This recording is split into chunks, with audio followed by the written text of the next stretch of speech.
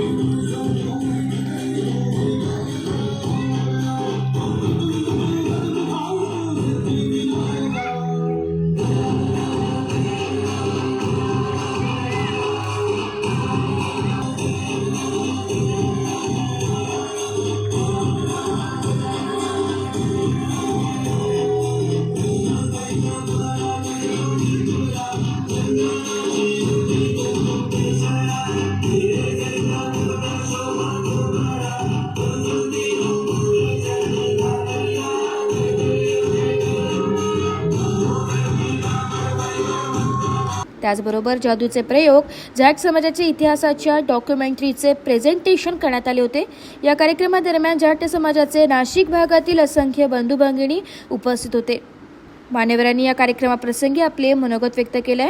या कार्यक्रमाप्रसंगी अध्यक्ष दिलीप सिंग बेनीवाल, सरचिटणीस खेताराम चौधरी, श्रीचंद रणवा, खजिनदार राजेंद्र पिलानिया, बने सिंग झाझड़िया, रामचंद्र चौधरी, जेनाराम चौधरी, हरिबीर चौधरी, कोच बजेंद्र सिंग, हनुमान बेनीवाल, रामकुमार चौधरी, कैप्टन अमीर सिंग, मुल्तान डुडी, अभयराम कादयान, ब्रजमोहन चौधरी, नरसिंग धतरवाला, सुरजाराम कुडी, शालू चौधरी, पूनम बेनीवाल, चंद्रभान नैन, प्रदीप खैलिया, हरसिंग महला, रामदेव डुडी, किशन खादवा, सूरजभान अहलावत, कृष्णकुमार बेनीवाल, मदन गोलिया या सर्व जाट परिवार मोठ्या संख्येने उपस्थित होते।